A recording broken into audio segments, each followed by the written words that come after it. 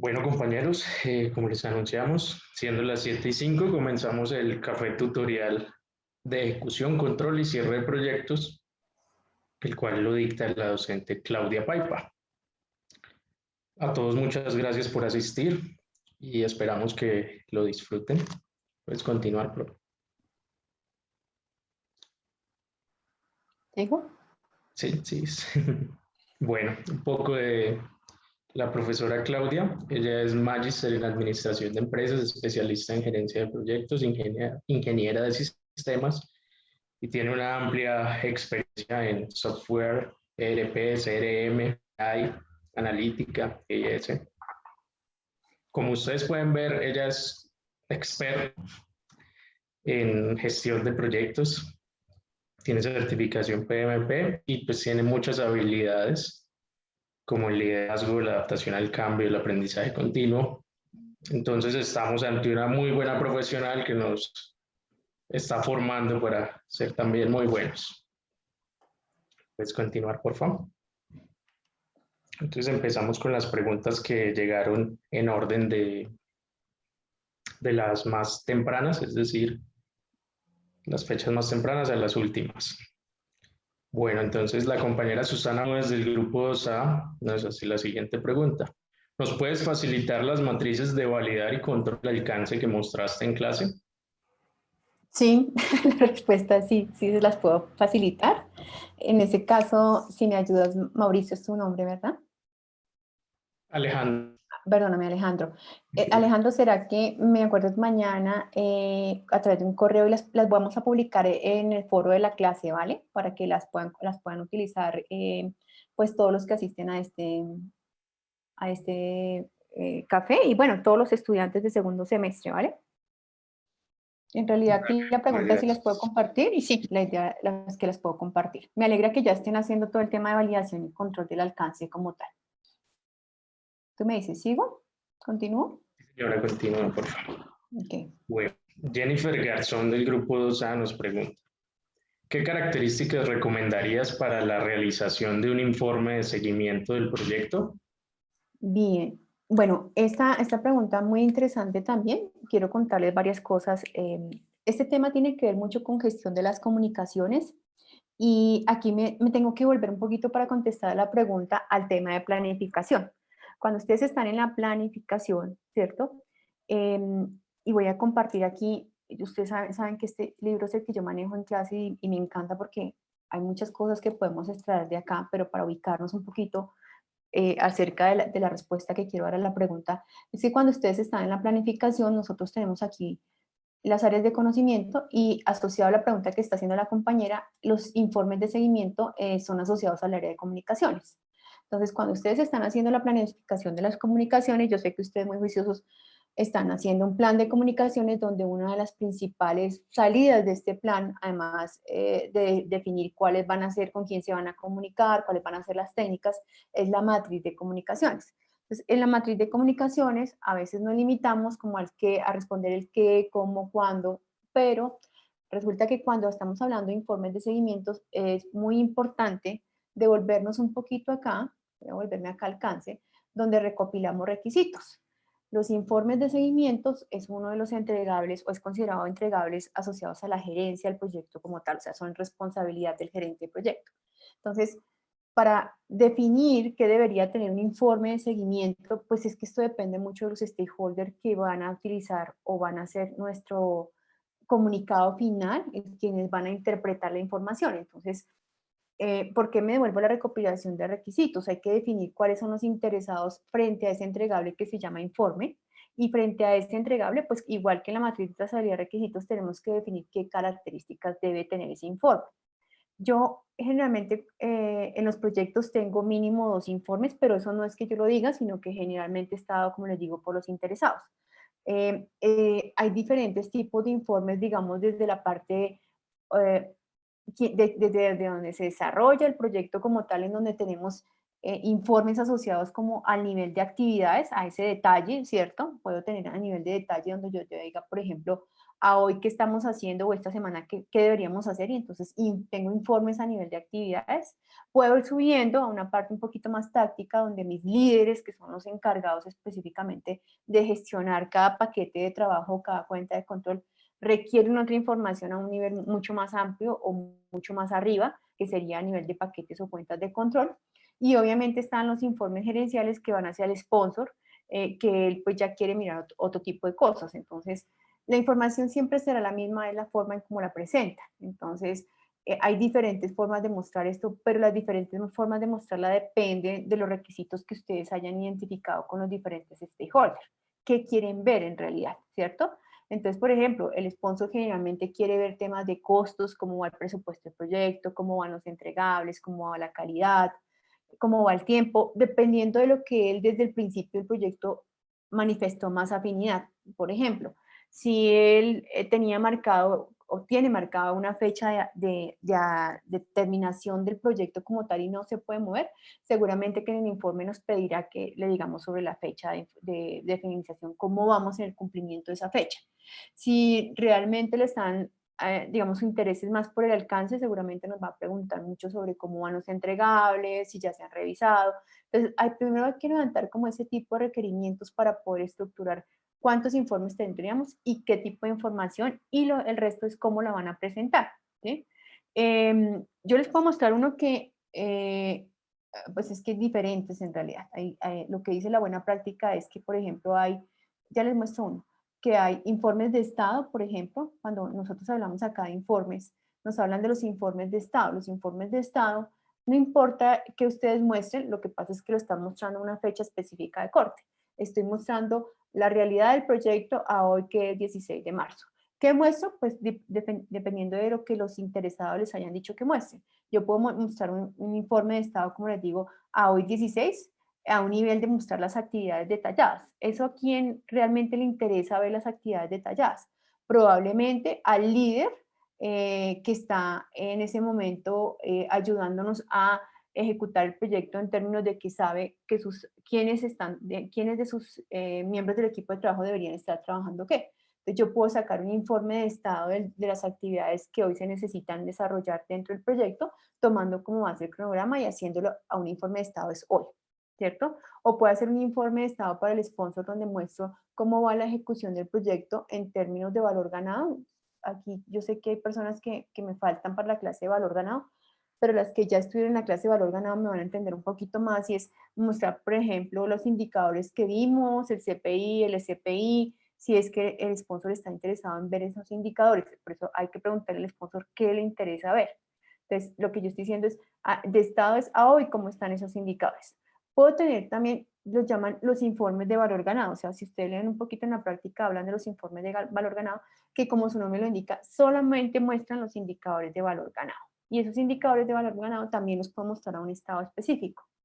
Puedo tener informes de lecciones aprendidas, es el otro que nos habla, del cual nos habla la buena práctica, que como su nombre lo indica, son informes de lecciones aprendidas a una fecha de corte, y para eso pues se pueden utilizar unas técnicas que vamos a ver, yo les voy a nombrar en la última clase de seguimiento y control que tengamos. Además de ser informes de estado, que el estado determina en qué momento estoy midiendo, se pueden utilizar informes comparativos, que en los informes comparativos es, yo, como su nombre lo indica, estoy comparando dos cortes, ¿cierto? Y eso pues da otra visión específica a quien quiere tomar la decisión y dependiendo qué decisión quiere tomar o qué seguimiento quiere hacer. Entonces, a diferencia del informe de estado que me está mostrando a un momento en la fecha del proyecto, el comparativo, como su nombre lo indica, me compara dos fechas. Entonces, en ese sentido, si fuera, por ejemplo, quiero un informe de las actividades comparativas, entonces a usted me dice a qué punto las quiere comparar. Quiero comparar lo que se hizo esta semana versus lo que se hizo la semana anterior, por ejemplo, para ver cuándo hubo más rendimiento, o ese tipo de informes se pueden utilizar mucho ese detalle cuando estoy aplicando una técnica de recuperación como fast tracking o crashing, para saber que sí lo estamos logrando, que sí estamos haciendo esas actividades como las planeamos. Pero en realidad, digamos que el quid acá es que ustedes se puedan sentar con sus interesados claves. ¿Se acuerdan cuando ustedes clasifican los interesados? Cojan su matriz de interesados, miren sobre todo los interesados claves, y hay unos por aquí abajito que dice mantener informados. Y determinen, porque es cuando yo les digo que a veces lo dejan a muy alto nivel, que dice mantener satisfechos o mantener comunicados, pero ¿cómo? Determinen con ellos qué tipo de informes necesitan, qué información necesitan del proyecto, si la necesitan a un corte específico, si la necesitan comparativa. A mí me han pedido temas como, por ejemplo, informes semanales, informes trimestrales, informes mensuales, o sea, hay diferentes cortes que se pueden hacer. Obviamente la información tiene que coincidir, pero es la forma en que se presenta. Eso puede ser a través de gráficas o puede ser simplemente que yo describa, ya les voy a mostrar el que tenemos en el formato para el trabajo de grado. Pero de hecho yo tenía informes donde me dicen, no, no, no, a mí no me mande todo eso, a mí por favor mándeme únicamente cuál es el avance del proyecto y mándemelo por un correo, ¿sí? Y ese es mi informe y eso es lo que yo quiero. Ah, bueno, es lo que el sponsor o los stakeholders requieren específicamente revisar. Ahora, aquí hay algo importante y es que para saber si los informes están siendo leídos y entendidos, hay que validar la efectividad de esos informes, o sea, qué tanto están llegando la información a las personas que piden esos informes, porque también me ha pasado que se construyen los informes desde el principio, obviamente convalidados o más bien eh, en acuerdo con los stakeholders, y al principio los leen, pero después ya dejan de leerlos y les prestan, digamos que ya no le prestan el interés que deberían prestarle. Entonces ahí hay como una alerta en donde uno debería decir, venga, yo creo que entonces hay que mirar si la información como la estamos presentando parece ser no entendible, no interesante, y hacer, seguramente que tendrán que hacer unos ajustes. A mí me ha tocado hacer ajustes, sobre todo cuando los proyectos son largos como los que ustedes tienen, y también dependiendo de la periodicidad del informe, ¿no? Porque yo veo que ustedes en sus proyectos de grado tienen los reportes mensuales.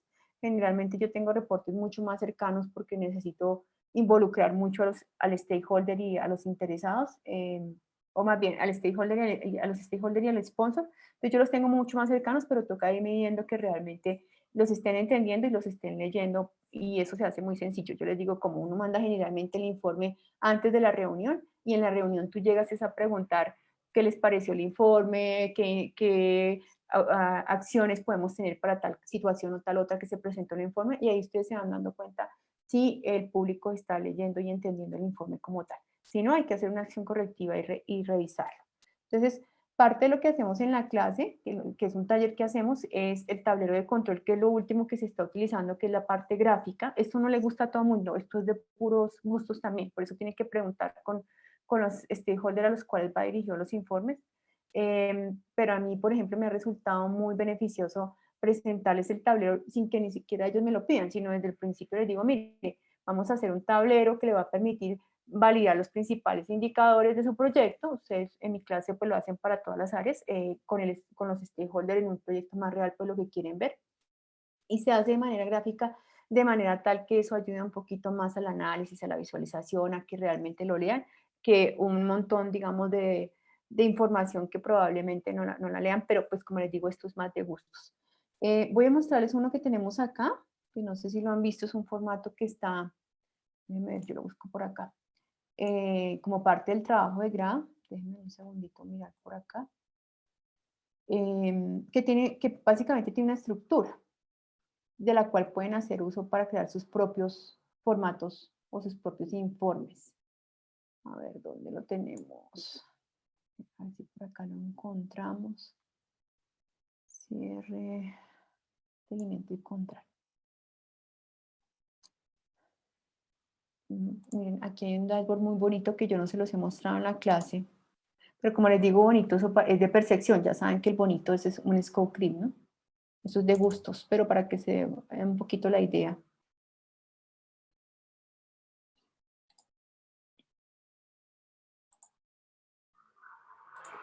A ver si lo carga porque me está pidiendo que actualice datos. No es este. A ver si no lo cargó. Un poquito lento mi equipo porque tengo muchísimas cosas abiertas. Voy a tratar de salir a ver si no deja ver. No sé si lo cargó, parece que no lo cargó. Déjenme, lo bajamos. Ya está abajo. Dice que lo está abriendo. Deshabilitar macros. No actualizar. Vamos a ver si no lo dejan porque es que mi Excel parece ser que no es compatible. Así. Bien, ahí lo abro. Obviamente, pues el dashboard tiene una base ahí pues específica A ver, lo que pasa es que aquí no lo va a cargar todo. Ah, bueno, parece que lo está cargando porque tengo una dificultad con mi Excel. Pero este tipo de gráficas que ustedes ven acá, ¿cierto? Ayuda mucho. ¿Cómo se define esto? Pues, como les digo, ¿quién va a leer este informe, ¿cierto? Para que nos diga qué es lo que quiere ver y cómo se lo podemos presentar. Esa es una manera. Por aquí deben haber, déjenme ver si encontramos un informe ya un poco más detallado, que creo que no está acá. Ah, este es el dashboard. Acá. No, de pronto acá no. Mm,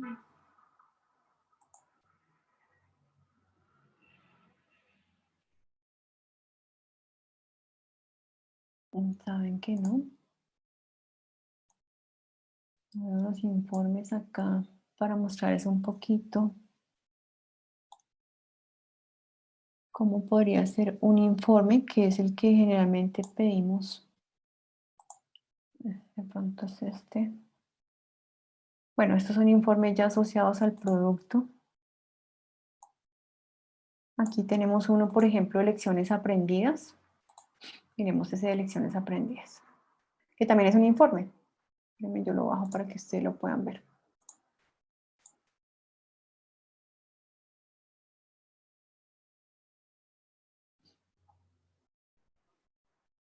Hay técnicas para hacer lecciones aprendidas.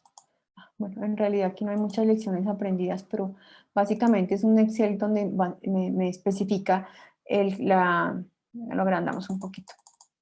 El seguimiento o el ID de la lección, la categoría, entonces qué tipo de lección es, ustedes lo categorizan. Es una lección acerca de costos, de tiempo, del mismo producto, la fecha, ¿sí? Esto es importante, si esa lección aprendida fue de oportunidad o fue de amenaza, o sea, fue en contra del proyecto o fue a favor del proyecto. La descripción de la situación, el impacto de esa acción a los objetivos del proyecto, acciones correctivas y preventivas implementadas y cuál pues realmente fue la lección aprendida como tal. Esta es una forma de documentarlo. Claro, esto es un informe, claramente. ¿Quién lo lee? Pues toca mirar. Hay otras técnicas que luego les voy a mencionar en clase que son un poquito más gráficas y pues que pueden llamar la atención un poco más para que sean específicamente implementadas y leídas, porque lo que uno espera es que los usuarios finales puedan tener, más bien, hacer uso de esta información como tal. Déjenme, yo le echo una última revisadita acá. Y si no, los invito en la guía de trabajo de grado aparece el formato que nosotros o más bien desde la dirección nos piden para hacer los informes de seguimiento del trabajo de proyecto de grado. Es que no veo uno acá. Profe, creo que hay una tarjeta que dice informe de seguimiento. Acá enseguida la 100% integración producto. A la izquierda. ¿Acá? No, ese. Ahí ¿Este? donde, no, el de Ah, enseguida, a la izquierda. pero es que este que estoy señalando, informe de No, prueba. el de la izquierda. El de informe, dice seguimiento. No, en la tarjeta, eso, informes de Ah, seguimiento. sí, gracias. ¿Sí ves? No veía. Acá están todos. Gracias. Ujú. Bueno, Vamos a esperar que lo cargue. Entonces, obviamente, este es un informe muy elaborado como para una tesis, ¿no? Pues es que, vuelvo y les digo, esto depende de quién va a leer el informe, porque yo también he tenido proyectos donde me piden informes así como muy tipo tesis.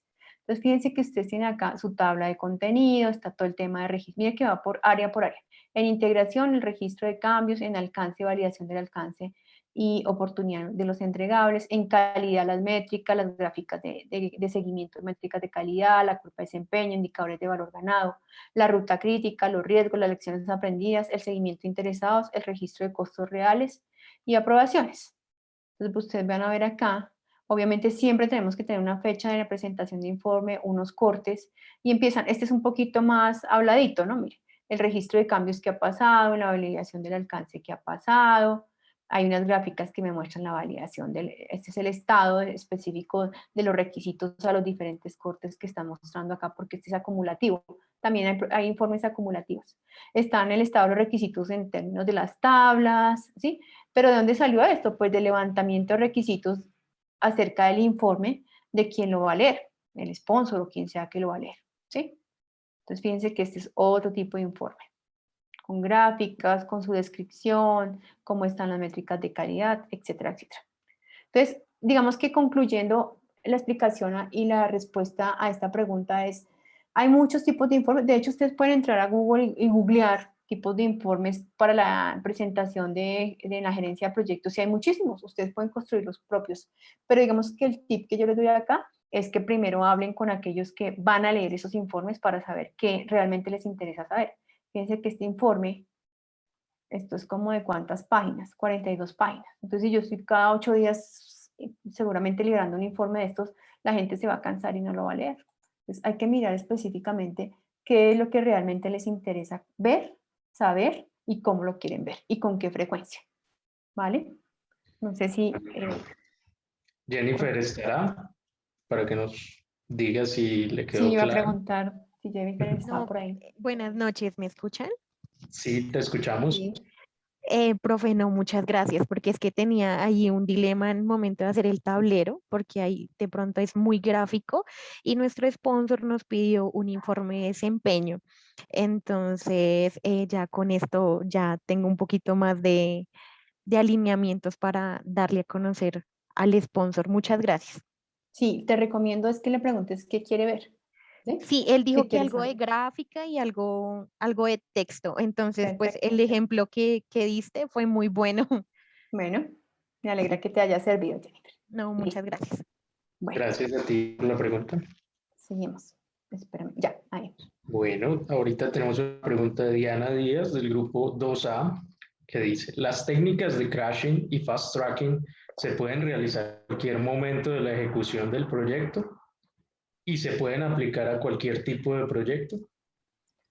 Bueno, Diana, sí, la respuesta es sí. Las técnicas de crashing y fast tracking se pueden realizar en cualquier momento de la ejecución e incluso se pueden realizar durante la planificación, ¿sí? Pero como me estás preguntando específicamente en la ejecución del proyecto, sí, en cualquier momento se deberían poder utilizar. Y pues la idea es que las utilicemos cuando tenemos impacto, porque estas son técnicas que están basadas en el impacto al avance del proyecto, ¿no? O sea, cuando voy atrasado en la ejecución de las actividades como yo había planeado que se iban a hacer. Entonces, sí se pueden utilizar en cualquier momento. El tema es que tú hagas el análisis, ¿no? Porque como lo vimos en clase un poquito, me voy a ir un poquito aquí a un gráfico que tenemos. A ver si lo encuentro aquí rápidamente. Un segundito aquí rápidamente. El tema es, tú las puedes aplicar siempre y cuando hagas el análisis correspondiente, porque como lo veíamos un poco en clase, para los que ya hemos visto esto, solamente me falta un grupo este fin de semana para mirar el tema de valor ganado, en donde vamos a ver esto, pero pues no importa, lo adelantamos. Un segundo, que es que quiero buscar un gráfico acá, este grafiquito. Ay, me pasé ahora. Ay, le di ahora mucho. ¿Qué se me hizo? Un segundito, que está más arriba.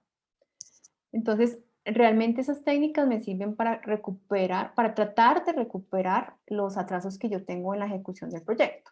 Entonces, acuérdense que la técnica de crashing yo la aplico a las actividades de la ruta crítica y hay unas opciones ahí para poder aplicar, o más bien unos tips que se deben seguir es a las actividades de la ruta crítica, luego mirar a qué actividades sí le puedo colocar más recursos, luego evaluar qué tanto se disminuyen los recursos, ¿cierto? Pero contestando qué tanto se disminuyan, perdón, la duración de las actividades colocando los recursos. Pero digamos que hay dos cosas claves aquí y es, la puedes aplicar en cualquier momento, pero hay que analizar primero, es lo que yo quería, digamos, la primera cosa hay que analizar primero porque yo, si estoy por acá, en este ejemplo donde estoy en la actividad acá, que es la última, pues difícilmente, como dice por acá el libro, podemos aplicar un crashing latino, que es, esta mañana me di cuenta que puedo hacer un crashing, pero ya hoy se me acaba, o que pude haber hecho un crashing, pero hoy ya se me acaba el tiempo del proyecto. Entonces no tendría sentido si este día, si hoy fuera el día 69, venir a hacer un crashing porque no lo vas a poder hacer. O sea, hay que mirar también en qué momento el proyecto, en este caso, o más bien, qué momento es el más tardío para aplicarlo. Para mí el más tardío en este caso sería el día 63, porque ya teniendo el día 69, pues difícilmente vas a poder lograr rescatar el proyecto el mismo día en que tienes que cumplirlo. Entonces sí se pueden aplicar en cualquier momento, pero hay que hacer el análisis para saber realmente ¿Cuál es el momento más tardío para aplicarlo? Cuando digo el momento más tardío es que yo aplico el crashing para poder lograr llegar a este día, ¿no? Al día que me está dando esta esquinita o el día que me está dando la ruta crítica. Entonces no puedo dejar, como les digo, para el último día para hacer el crashing. Me toca irlo planeando con anticipación, además porque los recursos hay que buscarlos y ustedes saben que el crashing tiene como consecuencia que tengamos los dineros o aumenta los costos del proyecto como tal, hay que tenerlos. Y lo mismo funciona para el fast tracking, entonces también tengo que mirar en qué momento, cuál es el día más tardío del proyecto que yo podría aplicar un fast tracking, porque si yo, por ejemplo, estoy aquí en J, ¿cierto? Pues de pronto sí, puedo hacer un fast tracking entre la J y la K, ¿cierto? Para que se hagan paralelamente. Y lo podría hacer, pero ya es muy difícil. Entre más vamos terminando el proyecto, pues más difícil se va a poner que nosotros podamos aplicar estas técnicas de recuperación. Ojo, si es que yo quiero terminar en este día que yo me comprometí a entregar, ya si usted hace la técnica y se le corre, pues ya, pues igual la puede aplicar, pero pues no está cumpliendo con el objetivo que es llegar a la fecha de finalización que estableció desde la planificación como tal. Creo que había otra pregunta, si les podías aplicar y qué era la otra. Ah, bueno, y si se pueden aplicar a cualquier proyecto, sí. No sé si cuando hablas de cualquier proyecto hablas de proyectos de cualquier tipo de industria o estás hablando de proyectos predictivos y proyectos ágiles. Pero en todo caso, en los proyectos ágiles se puede utilizar esto, lo que pasa es que en los proyectos ágiles la terminología generalmente es diferente. Pero sí, cada vez que colocan recursos de manera paralela, pues estamos haciendo fast tracking. Y cada vez que estamos colocando más recursos para disminuir la duración de las actividades, estamos haciendo crashing. Entonces, en realidad sí se pueden aplicar a cualquier tipo de proyecto. Probablemente en las metodologías ágiles no los escuches como crashing y fast tracking, pero eso depende mucho del conocimiento y de la, yo diría más que del vocabulario de el Scrum Master, que es el que hace generalmente estas análisis específicamente de cómo pueden recuperar el tiempo y el costo, el tiempo, perdón, en un proyecto, por ejemplo, ágil. ¿Sí? Sí los estarían haciendo, pero probablemente no los escuches como crashing y fast tracking en un proyecto de metodología ágil. Pero seguramente que cuando tú lo veas dices, ah, esto lo que están haciendo es crashing y lo que están haciendo es fast tracking. ¿De acuerdo? No sé si Diana está y resolví su pregunta. Diana, ¿estás por ahí? Yo creo que no. Vale, entonces No sigamos. lo veo. Sí, sigamos. Bueno, Bueno, la siguiente pregunta la realiza Angélica Páez del grupo 2D. ¿Cuál es la diferencia entre el plan de control de cambios y el de configuración? ¿O cuál es su relación entre los dos? bueno, te voy a hablar primero de Angélica, de las diferencias y luego cómo los dos interactúan cuando hacemos controles de cambio.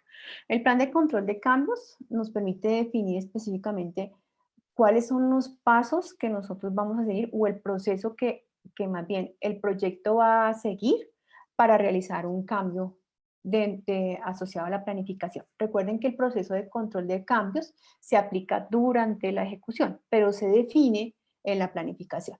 Entonces, el proceso de control de cambios o plan de control de cambios, como lo están nombrando acá, pues es un documento que me dice cómo debo solicitar los cambios. Ah, para solicitar los cambios debo llenar este formato y me dice cuál es el formato. Ah, para solicitar los cambios, los únicos que están autorizados son estos roles, entonces esos son los que están autorizados. Ah, para solicitarlo debe enviarlo por correo electrónico al gerente de proyecto y el gerente de proyecto lo va a tomar y va a hacer el análisis de impacto y luego, dependiendo si está dentro de las tolerancias, entonces lo llevará al comité y este documento define cuál es el comité y cómo queda definiendo todas las reglas necesarias para poder hacer un cambio dentro del proyecto o para poder gestionar una solicitud de cambio dentro del proyecto.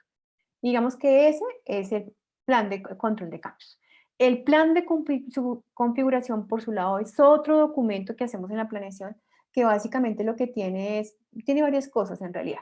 Puede tener varias cosas. Generalmente estructura o define la estructura del repositorio virtual y físico donde van a quedar almacenados los documentos.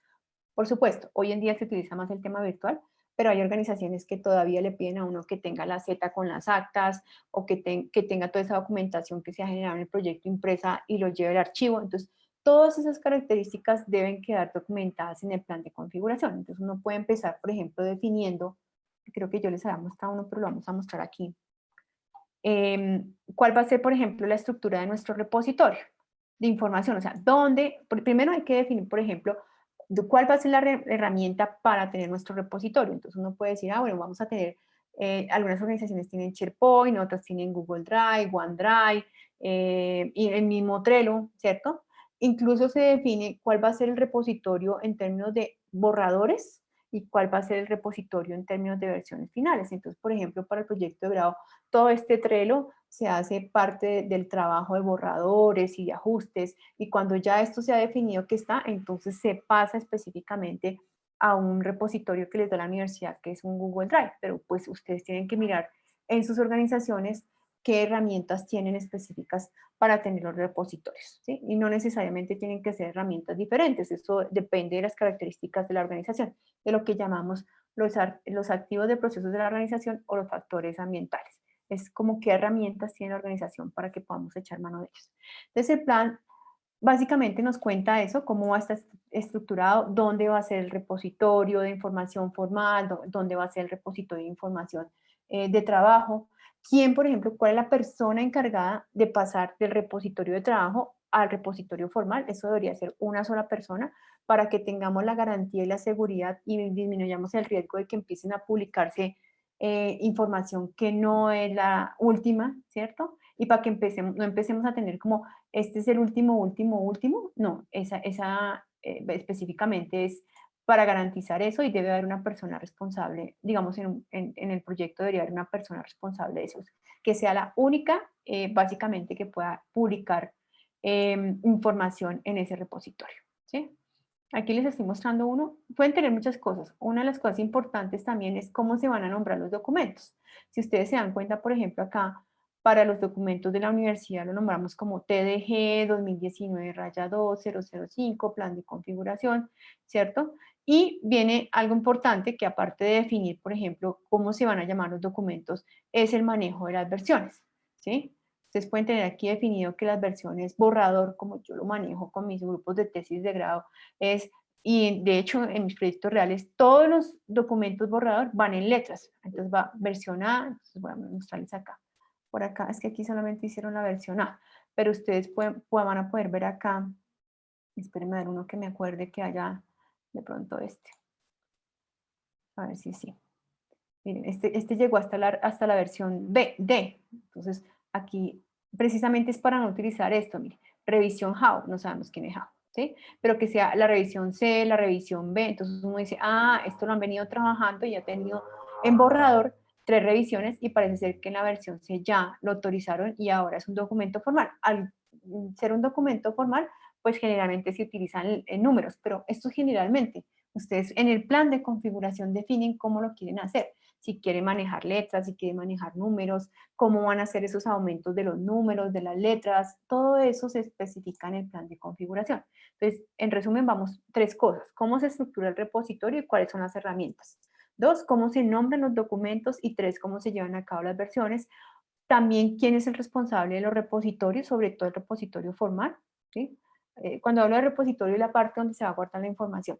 En algunas organizaciones, como les digo, hay repositorios físicos donde le piden a uno, usted tiene que imprimir y ponerle en la Z y colocarlo en la biblioteca tal, ¿sí? Entonces todo ese tipo de cosas son las que en realidad básicamente se definen en el plan de configuración, dependiendo del tipo de proyecto. Entonces, si ustedes de pronto ven acá, voy a agrandar esto, pues este básicamente está definiendo eso, ¿sí? En términos generales, por acá, está el proceso de cómo se genera básicamente qué se va a hacer en la gestión de configuración, porque aparte de identificar cómo se va a llevar la configuración, que son las versiones y todo esto que he nombrado, pues hay que tener un control de esa configuración y generalmente se hacen auditorías y revisiones para ver que sí estamos cumpliendo específicamente con la configuración como tal. Entonces, por ejemplo, miren acá, en las herramientas ellos nombran que van a tener Google Drive y Trello, ¿sí? ¿Cómo se nombran los documentos? Entonces, por ejemplo, aquí dicen que los documentos se van a nombrar esto depende del tipo de proyecto. Esto era una tesis donde eran varios capítulos que al final se juntaban y había un libro específico. Entonces, van a nombrarlo con capítulo, el número del capítulo, el nombre del documento, versión X. La versión X pues es dependiendo de la versión que vaya. Versión A, versión B, versión C, si es en borrador, o versión definitiva, ¿sí? 0, 1, 2, 3. ¿Sí? Entonces van especificando claramente cómo quieren manejar, ¿sí? Creo que por aquí hay un... Bueno, es que aquí lo hicieron muy cortico, pero básicamente esas características que les di son las que deberían documentarse en este documento que les estoy mostrando como tal. Ahora, ¿cuál es la relación entre uno y el otro? La relación es en lo siguiente. Cuando yo hago una solicitud de cambios, entra por el proceso de control de cambios que está documentado en el plan de cambios, de control de cambios. Yo sigo lo que dice ahí y si el comité aprueba o el gerente de proyecto aprueba, dependiendo de la autonomía que tenga, pues básicamente esos cambios, acuérdense que la parte final de los cambios es actualizar los documentos o las líneas base que se vean afectadas. Entonces, ¿qué pasa? Yo voy a actualizo mis documentos, pero ahora esos documentos tengo que cambiarle las versiones. Y para ahí es donde entra el plan de configuración. Y entonces, por ejemplo, si yo tengo, les voy a explicar acá, si yo tengo miren, esta matriz en versión 0 y en razón a un cambio yo tengo que modificarla, entonces necesito saber como que en qué número seguiría. Entonces voy al plan de configuración y ella me dice, mire, usted cuando son definitivas, usted empieza en el 0, pero va aumentando de a un número, de a un entero. Entonces la siguiente sería versión 1. O algunos dirán, no, es un decimal, entonces de 0 pasas a 0,1, 0,2, 0,3 y así sucesivamente. ¿Sí?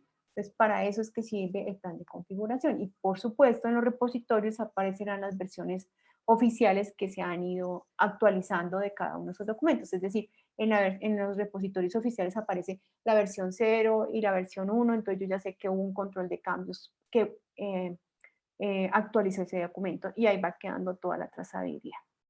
No sé si eso respondió a tu pregunta, Angélica, si estás por ahí.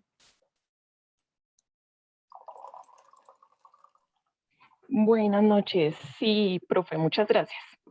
Bueno, Angélica, con todo gusto. Gracias, Angélica, por la pregunta. Continuamos, profe, por favor. Bueno, Angie Daniela Aguirre Cárdenas del Grupo SAM nos pregunta. Tenemos una manito levantada. ¿Tienes alguna pregunta? ¿O se te fue la mano? Bueno. Sí, hola, muy buenas noches. Ay, qué pena contigo, es que no pude enviar la pregunta antes, pero la profe Claudia, hola, profe, ¿cómo estás? ¿Cómo estás? ¿Con quién hablo? ¿Quién habla? Con Diana Castaña del Grupo Hola, 12. Diana. Dado que estábamos usando el plan de configuración, ¿Sí? digamos que a la pregunta anterior, donde la compañera también hablaba del plan de comunicación, de cambios, ¿Sí? uno en el plan de cambios puede colocar la matriz de registro de configuración y alinearlo directamente a este documento, o mejor la matriz de registro de configuración la dejamos pues en el plan de configuración, así como la matriz de registro de esta, o está bien que nosotros lo coloquemos en el plan de cambios y hagamos adicional el plan de configuración. Sí es importante Gracias. tener los dos, Diana, ¿verdad? ¿Me dijiste Diana? Sí, Diana. Sí es Diana. importante que tengan los dos documentos aparte. ¿Por qué razón? Porque como sabemos que es una buena práctica, la buena práctica sugiere también que cuando tú te vayas a gerenciar en otro proyecto, ¿cierto? Y llegues a gerenciar ese proyecto que puede ser desde la planeación o a veces más difícil desde la ejecución, pues tú puedas llegar a preguntar por esos documentos, dónde está el plan de configuración, dónde está el plan de cambios, ¿cierto? Y si eso no está separado y el gerente que se fue había mezclado todo eso, pues difícilmente poderlos ubicar, poder saber en dónde está cada uno de ellos. Entonces sí es mejor que los tengan separados, claramente identificados.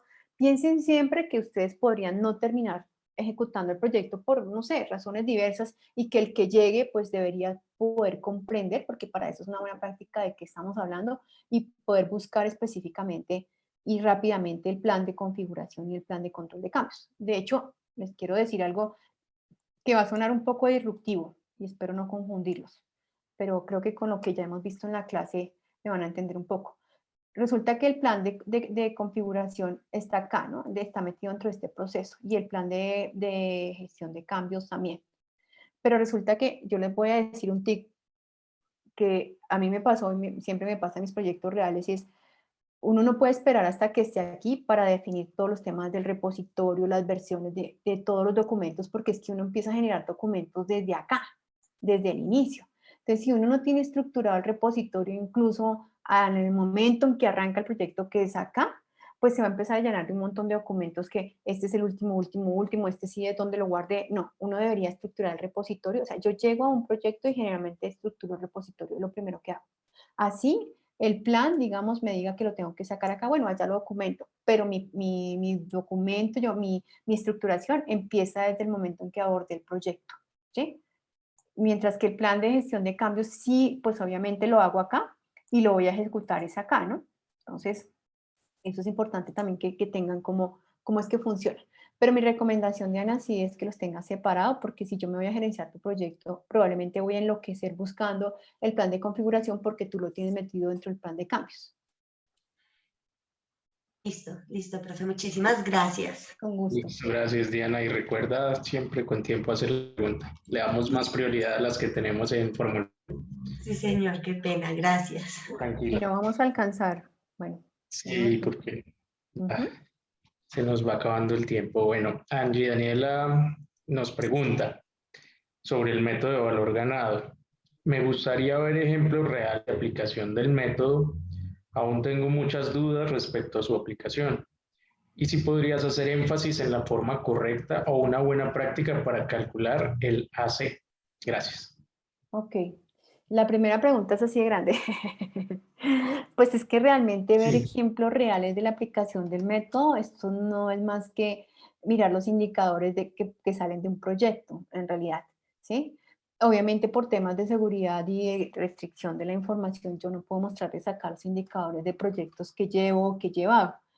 Pero básicamente los ejemplos reales de la aplicación es, búscate CPI, SPI o informes incluso de seguimiento de temas de valor ganado en Google y ahí te van a aparecer, digamos, diferentes formas de llevarlo. Como les decía, ahorita hay un informe que se llama el informe de valor ganado, ¿sí?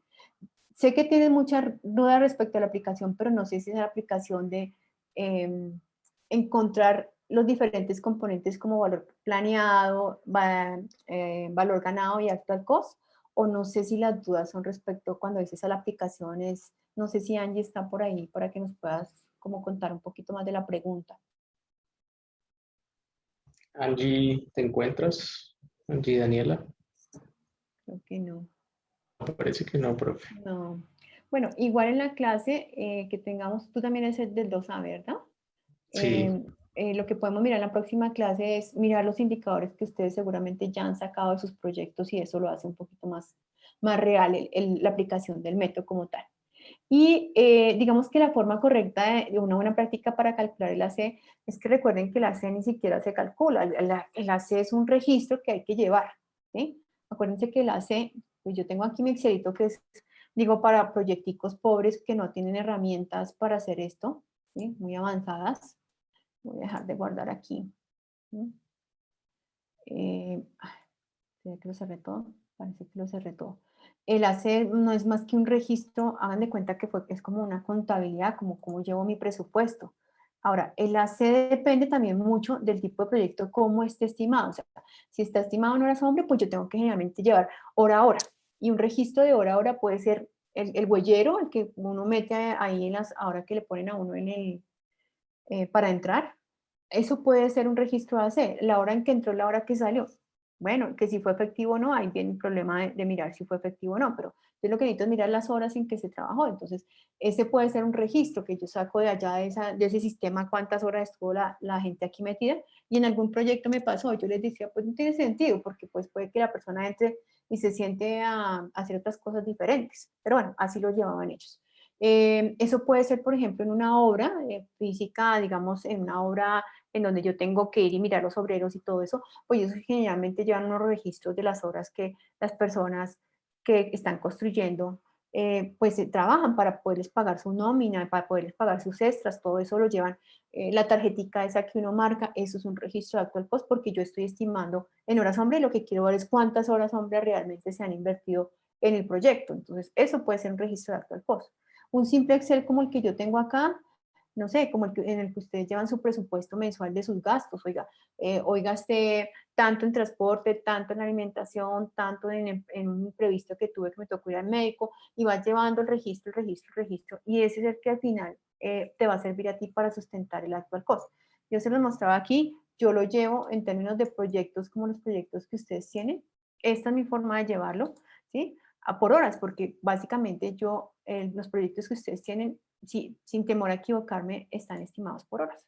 Pero pues no todos los proyectos están estimados así, puede ser por cuadrillas, puede ser, porque incluso en las obras, además de las personas que hacen el trabajo, pues hay que controlar, por ejemplo, cuántas,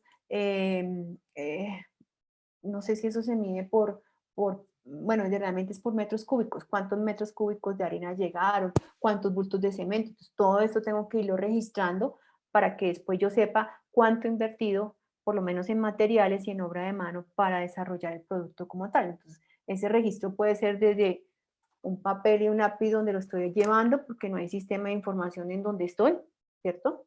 O puede ser un Excel como el que tengo acá, o puede ser algo más avanzado como un sistema contable, que es el sistema contable de la entidad, entonces donde nos piden que registremos ahí, o nos piden que llevemos las facturas y todo, y el contador mete allá, y finalmente por el centro de costo podemos saber cuánto hemos ejecutado, o puede ser, como les digo, el huellero, el tarjetero, cuando uno marca la entrada o la salida.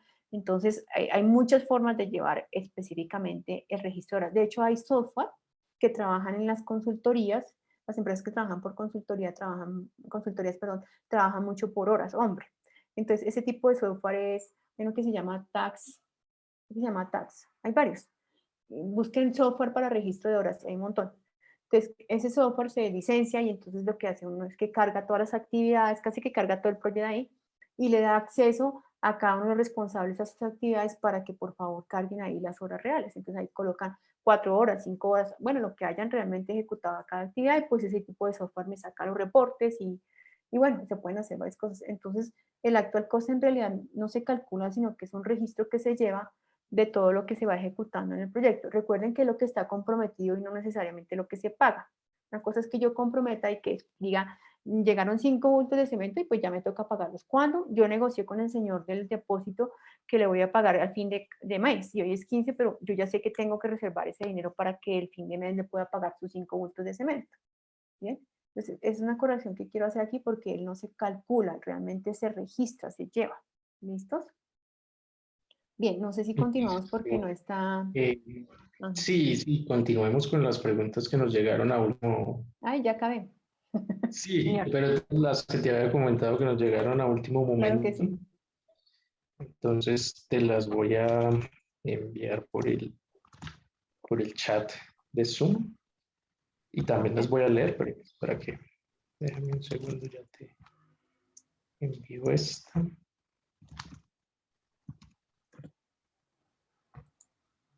Tenemos 26 participantes, qué bueno. A ver, yo Sí, miro quiénes señoras. están. Voy a dejar de compartir, chicos, para verlos. Bien, genial. Se me perdió. Listo, entonces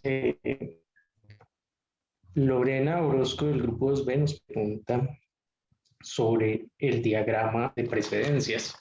Entonces nos dice, en el late finish del hito de inicio es posible que sea negativo, al igual que la holgura y late start. Entonces nos da un ejemplo de late start -6, holgura -6 y late finish -6.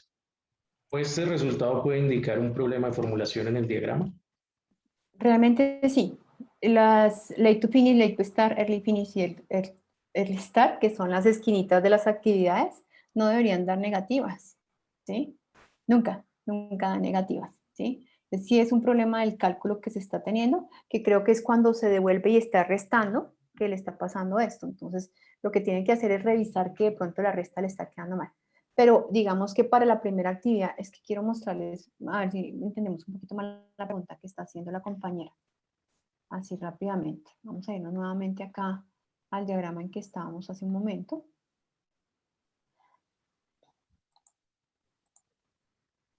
Voy a buscarlo aquí.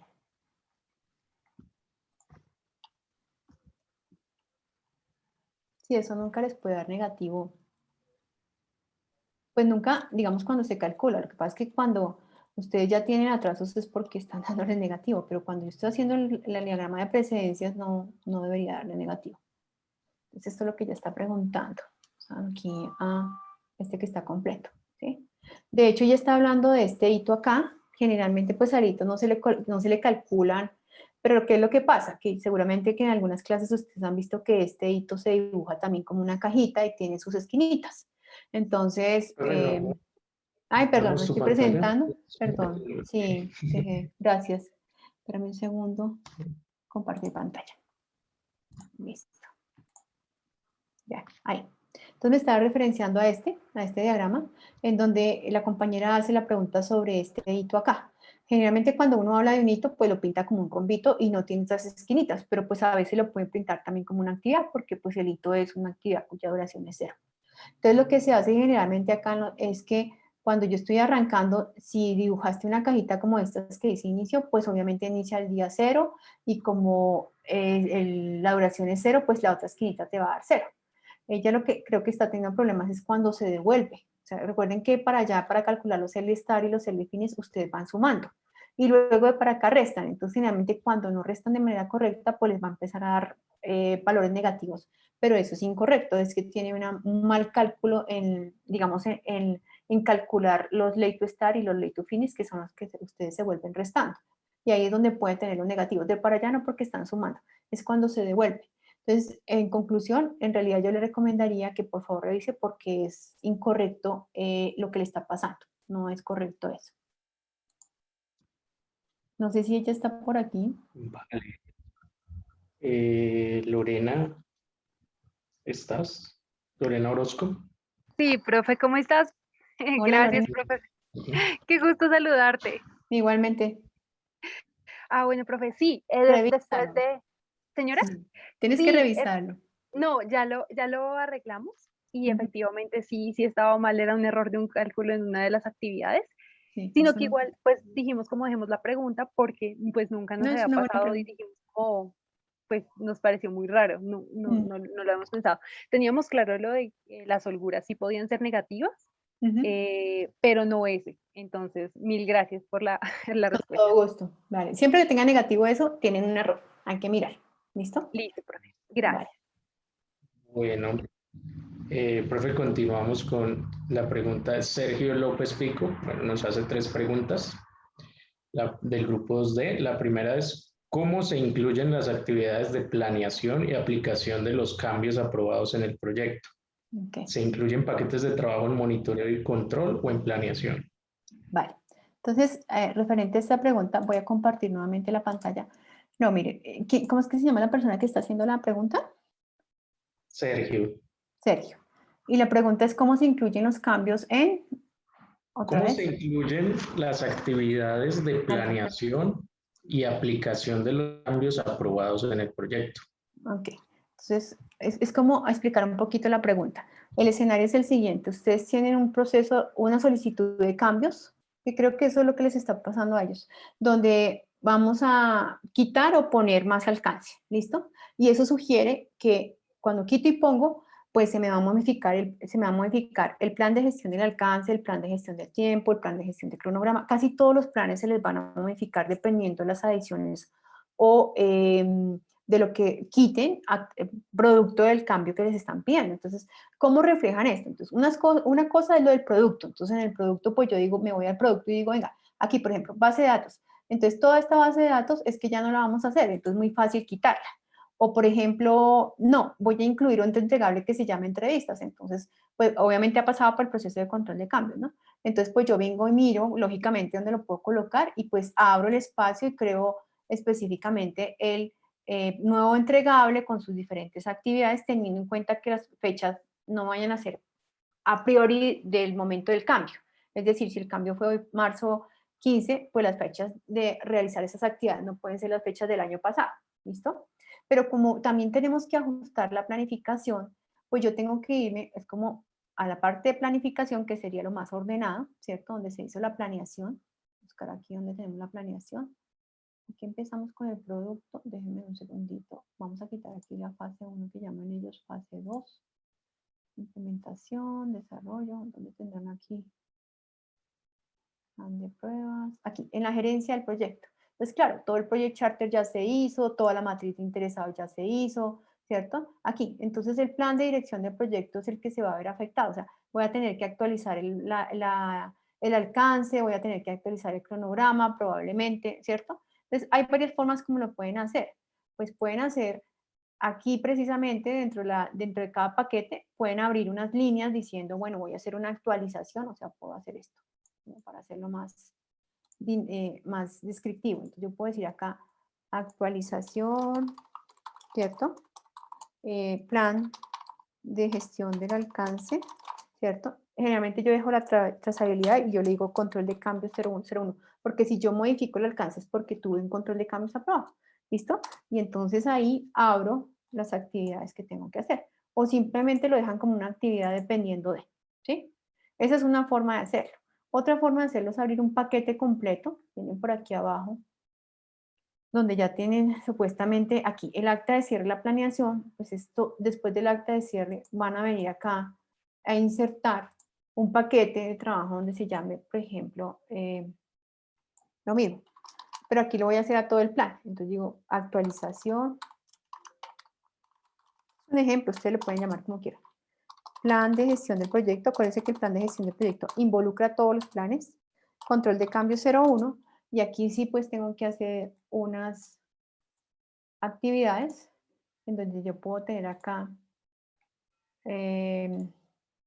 por ejemplo, yo digo acá actualización, alcance, plan de gestión del alcance, actualizar, que debe ser en verbo, perdón, actualizar plan de gestión del tiempo.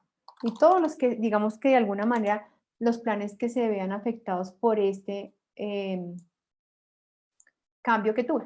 Entonces me va quedando acá, uy, acá me quedó terrible, me va quedando aquí la trazabilidad de los cambios que hice a los planes, digamos, dependiendo de cada control de cambios. Si vuelven a tener otro cambio que es el 2, entonces aparecerá actualización, plan de gestión de proyecto, cambios, control de cambio 02, y aparecerán todos los planes que ustedes actualizaron. Esa es una forma de hacerlo. O como les digo, pues van a cada plan e involucran una nueva línea donde diga actualizar plan según corresponda, y tengan cuidado con las fechas para que no les quede hacia atrás, sino hacia adelante del momento en que están registrando el cambio. No sé si eso contesta tu pregunta, Sergio. Sí, gracias. Buenas noches. Buenas noches, Claudia, ¿cómo estás? Sí, gracias. Mejor la segunda opción, ¿no? No nos enredemos menos. A mí me gusta más esa porque es más ordenada. Entonces yo puedo ir y mirar los paqueticos donde dice controles de cambio y sé qué fue lo que cambió. Pero es de gustos. Bueno, continuamos con otra pregunta de Sergio, pero antes hago un aviso comercial para que por favor diligencien el formulario, que es para calidad y para darnos sugerencias sobre el desarrollo de la sesión y lo que quieran ver en ellas. Se encuentra en el chat, ya la compañera Susana lo envió. Bueno, la siguiente pregunta, Sergio, es, en la práctica, ¿cómo se realizan los cambios en la matriz de métricas de calidad? Pues, por ejemplo, en la métrica modificar periodicidad de medición, valor objetivo, los indicadores y si recomienda que pase por control de cambios. Bueno, es que el control de cambios, en tema de calidad, pues toca mirar. Recuerden que si se afecta la métrica sugiere que además se afecten, porque generalmente cuando uno afecta la métrica puede afectar el tiempo y el costo, pues eso tiene que ir por un proceso de control de cambios sí o sí. O si la métrica de calidad, por ejemplo, es que de acuerdo a la buena práctica, todo lo que pase sobre la triple restricción debe ir a un proceso de control de cambios, sea que apruebe un comité o sea que apruebe el gerente de proyecto, debe ir por un control de cambios, porque uno a veces piensa que cambiar una métrica es muy sencillo, pero cambiar una métrica puede sugerir costos adicionales al proyecto, tiempos adicionales al proyecto, o por el contrario, quitar la métrica me ahorra en costos y en tiempos para el proyecto, en horas hombre, etcétera, etcétera. Entonces, en ese caso sí debería ir a un proceso de solicitud de cambios y a un comité si se superan las tolerancias establecidas. ¿Y cómo se lleva la trazabilidad? Yo tenía por acá una, creo que había abierto una, pero se me... Es igual como lo estábamos viendo ahorita. ¿Cuál es? Déjenme ver aquí, que no veo. ¿Qué es esta? Sí. Entonces, pues básicamente, si tú vas a cambiar acá, pues la idea es que cambies la métrica. O sea, por ejemplo, si la vas a eliminar, pues esto debería tener un estado y ustedes simplemente identifican ahí que la eliminaron y pueden colocarle acá como eliminado, ya les pongo más grande, control de cambio 01. Yo siempre le voy colocando en qué control de cambios fue que hice eso, ¿no? Entonces, eliminado control de cambio 01 en su estado. O si es nuevo, pues lo coloco la métrica y coloco nuevo, ¿cierto? En el control de cambio 02. O si algo cambió, pues ustedes le dicen cambio o modificado, ¿cierto? De acuerdo al control de cambio 03. Y además, pues es importante que no la borren de acá, ¿no? O sea, y sobre todo, pues cuando la eliminan o es nuevo, pues aparecerá. Cuando es modificado, sí toca que, como tener, hay varias cosas que se pueden tener ahí. O una columna de observaciones donde digan qué modificaron, o simplemente guardar versiones de la versión, perdón, de la matriz de calidad. Entonces, por ejemplo, ¿a qué me refiero? Esta era, sin que yo la hubiera modificado, es la versión 0. No sé si aquí se alcanza a ver porque es que, voy a poner un poquito chiquita acá, a ver si me deja. Y no sé si acá, ahí. Si ustedes se dan cuenta, esta es la versión 0. Si esto se modificó, pues debería ir en versión 1. Y generalmente una de las matrices también tiene el control de versiones, que es este cuadrito, donde yo puedo colocar acá, lo voy a poner más grande, ¿cierto? La versión del documento. Fíjense que este está en 0 y corresponde a la versión que está arriba en el documento. Dice emitido para su uso, pero yo puedo colocar aquí versión 1, ¿cierto? De hoy 16 de marzo del 2021, ¿cierto? Y aquí lo que no coloca es, entonces se cambió la métrica tal o se eliminó la métrica tal, ¿sí? Hay dos formas de hacerlo. Lo importante es que quede la trazabilidad. Y ahora esta versión, pues se tiene que llamar la versión 1 y obviamente pues tenemos guardada la versión 0. Esto es puro aplicación del plan de configuración. Esto que están viendo acá. Voy llevando la trazabilidad de los cambios y de las versiones. No sé, Sergio, que creo que también preguntó si eso contesta a tu pregunta. Sí, Claudia. Entonces, profe, una consulta. O sea, si yo la cambio, si no me genera tanto impacto, lo puedo realizar directamente de las versiones, según lo que le entiendo. Si me impacta y si tengo, es mejor colocarlo como un control de cambios e inclusive cambiar también la versión. ¿Puedo utilizar esas dos si el impacto no es tan grande? O sea, si es posible periodicidad de pronto algún informe o algo que tenga de pronto con error en el momento de la planeación. Sí, eso se llaman actualizaciones. Entonces, lo primero que quiero decirte que un impacto va, como tú dices, no grande, bajo, bueno, utilizaste una palabra. Recuerda que eso está asociado a las tolerancias establecidas. Entonces, si el cambio de la métrica sugiere que se salgan de las tolerancias establecidas por tiempo de costo, tienen que ir a un control de cambios, ¿sí? Pero si es una actualización del documento por un error cuando digitaron o algo así, pues simplemente yo diría aquí versión 2 que cambió de hoy y entonces fue un ajuste, ¿cierto? O una actualización del documento porque, no sé, porque estaba mal escrita la métrica o yo qué sé, ¿sí? Y ya, le cambia la versión de todas maneras, ¿sí? Pero aquí va quedando, digamos, la rastreabilidad, la trazabilidad de qué fue lo que pasó, ¿sí? Si yo digo aquí que es un cambio de métrica, tengo que decir si esto se produjo por el control de cambios. Siempre nombren el control de cambios porque va a ser más fácil hacerle la auditoría a esa, digamos, a estos cambios de las versiones de los documentos. ¿Sí? Creo que sí, muchas gracias. Con gusto. Muchas gracias, Sergio. Pues tienes una pregunta más que es, ¿qué información se recomienda incluir en un informe de seguimiento en la práctica? Pues la pregunta yo creo que ya quedó resuelta, pero nos dices si tienes alguna inquietud sobre esa o todo está claro. No, sí, está claro. Muchas gracias. Listo, Sergio, muchas gracias. Bueno, la penúltima pregunta que tenemos Penúltima, yo pensé que registrada. me iba a decir la última, porque ya son las 8:10 y tengo otra reunión. No, ya casi, pero qué Sí, pena pero robarte un poquito más de tiempo. les voy a recomendar que nos limitemos a las preguntas que lleguen con la anticipación que les pedí, ¿vale? Porque es que ahorita tengo otra reunión. Dale, pero dale. No, profe, si no tienes tiempo, pues nos dices y ya cerramos. Léeme la pregunta, Dinos tú. porque si está un poquito larga, nos toca dejarla Listo. para otro café.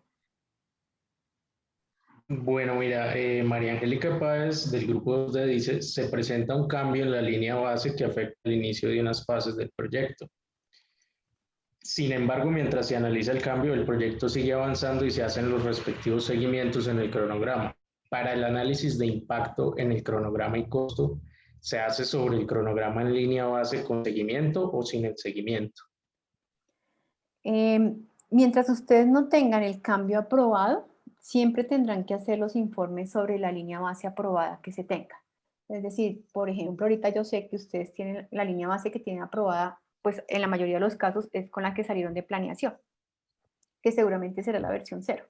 Si alguno de ustedes está gestionando algún cambio, pues en este momento lo está gestionando y tiene que seguirse midiendo y haciendo seguimiento sobre la línea base aprobada hasta que se apruebe el cambio, se actualicen otra de los documentos que se tienen que actualizar y ahí sí empiezan a medirse sobre la nueva versión de los nuevos planes o las nuevas líneas base. ¿Sí? Antes no, porque como no ha sido aprobado, pues no puedes empezar a medirte sobre algo que no es real, ¿sí? Que no ha sido aprobado como tal. Pero pues no sé si esa era la pregunta en realidad.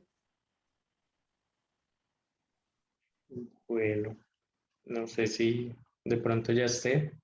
María Angélica Páez nos confirme. Igual también el tiempo que tenemos ya es muy corto. La última pregunta sí es como, pienso que es un poco más ligera. Dice, es de Diana Paola Rojas Parto, grupo 2B. ¿Cuál es la diferencia entre la holgura total y la holgura por actividad? Esa sí está de más explicación, pero bueno, vamos a tomarnos 2 minuticos para explicar. Dame un segundito. Bien. La holgura total, ¿cierto? Es que aquí hay que entender un poquito lo siguiente. Nosotros calculamos específicamente la holgura total por los caminos. Ustedes están viendo mi pantalla. Entonces, yo en un diagrama de presencias o en cualquier proyecto tengo varios caminos, ¿cierto? Los caminos están formados por las actividades y la relación entre las actividades, que son las precesoras que colocamos, relación final-inicio, inicio-inicio, comienzo-comienzo, final-inicio, ¿cierto? Que al final pues buscan no solamente encontrar la ruta crítica y la duración total del proyecto, sino las actividades que tienen holgura para poder yo gestionar un poquito con ellos. Entonces, ¿qué pasa? Cuando uno calcula la holgura total, uno lo hace por los caminos. Entonces, uno empieza a establecer cuántos caminos hay acá. Entonces, aquí está el camino A, I, K, A, F, K, A, C, G, J, K, y así sucesivamente. O sea, en este diagrama hay como unos 5 o 6 caminos, ¿cierto? Entonces, uno calcula la holgura total del camino, ¿cierto? Básicamente, que eso también se puede encontrar como entre la resta, entre el late to start y, perdón, el late to finish y el early finish. La diferencia entre ellos dos, entre este menos este, pues les va a dar la holgura del camino como tal, ¿cierto? Entonces, si ustedes miran acá, pues 9 menos 9 me da 0 y eso quiere decir que este camino al cual pertenece esta actividad, pues tiene holgura 0, o sea, la ruta crítica. Pero si yo miro acá, por ejemplo, 59 menos 57 me dan 2 y me dice que este camino al cual pertenece G, pues tendría una holgura de 2. Aunque hay que hacer otros análisis porque, por ejemplo, aquí hay una actividad que está relacionada con 3 caminos. Entonces, esta actividad no necesariamente tiene una holgura de 2 porque depende de los caminos, pero en este caso, si ustedes se dan cuenta, 14 menos 2 le da, perdón, 14 menos 2 se les da 2. O sea, este y hasta ahí tienen una holgura de 2. Esa es la holgura, digamos, del camino como tal, ¿sí? La holgura máxima del camino. Esa es la holgura total, entonces se da por camino, ¿listo? Eso también cómo se puede, bueno, la holgura por actividad básicamente, ¿qué es? La holgura por actividad, si ustedes leen la fórmula es, ustedes determinan qué actividad le van a calcular, a qué actividad le van a calcular la holgura y básicamente eso es lo que nos define la holgura por la actividad es qué tanto se puede retrasar esta actividad en finalizar sin impactar la actividad siguiente. Entonces, ¿cómo se calcula eso? Entonces, ustedes están acá, por ejemplo, en la I y yo quiero calcular cuál es la holgura de esta actividad, no del camino. Entonces, yo cojo acá y miro la actividad sucesora, que en este caso es K, cojo el early start y le resto el early finish, ¿cierto? Entonces 63 menos 27, ahorita no sé, ya estoy frita del cerebro, ¿cierto? Entonces esa es la holgura que tiene esta actividad por la cual se puede retrasar sin afectar la actividad siguiente y por lo tanto pues sin afectar la fecha de duración del proyecto. No sé si eso queda claro. Por ahí hay varios ejercicios que les muestran estos ejemplos que estoy hablando aquí como de manera un poquito apresurada, pero no sé si hasta ahí es claro con la explicación que acabo de dar. Sí, profe, es claro, muchas gracias. Con gusto, ¿vale? Bueno, muchas gracias Diana y muchas gracias a todos. Les recuerdo por favor responder el formulario. hay un pequeño detalle con los grupos, pero pues se guían por la letra. Si son del 2A, pues colocan el 1A. Y a ti, profe, muchas gracias por tu conocimiento, por la explicación. Yo pensé que un detalle era como un regalo, pero no ven, No. Alejandro. Para terminar, quiero que capte lo siguiente. En este momento hay 23 participantes, incluyendo a Jorge, y no se me cuenta a mí. O sea, 23 menos 21, ¿cierto? Quiero, por favor, que tú, que eres el gerente de este proyecto, anotes los nombres que hay hasta este momento. Solo los nombres que hay hasta este momento. No sé si le pueden tomar una fotografía del tema, de los participantes. Sí, les voy a tomar pantalla igual al equipo que también tenemos. Si pueden colaborarme con eso. Solamente 23, no más, no entran más. A estos 23, por haber venido a este café, por haber participado, por haber enviado sus preguntas, les voy a regalar, no a regalar, les voy a dar un bono de 0,5 sobre la nota del peor quiz que tengan. ¿Listo? O sea, si sacaron 2,5, las subo a 3. Si sacó 3, 3,5. Si sacó 4,5, a 5. En el peor quiz que tengan, o sea, yo sé que todos los quizzes no están en 5, entonces yo creo que eso les va a ayudar. ¿Listo? Esas son las sorpresas. Puede ser que el otro café no, pero pues no sabemos. ¿Listo? Muchas gracias por participar. Gracias, profe. Muchas gracias. Para No, nosotros profe, también muchas es una gracias. sorpresa. La cara de Alejandro. Yo quisiera la cara de Alejandro, entonces se puso feliz. Pero eso les va a ayudar. Gracias, profe. Porque esto es como... Muchas gracias a todos por asistir.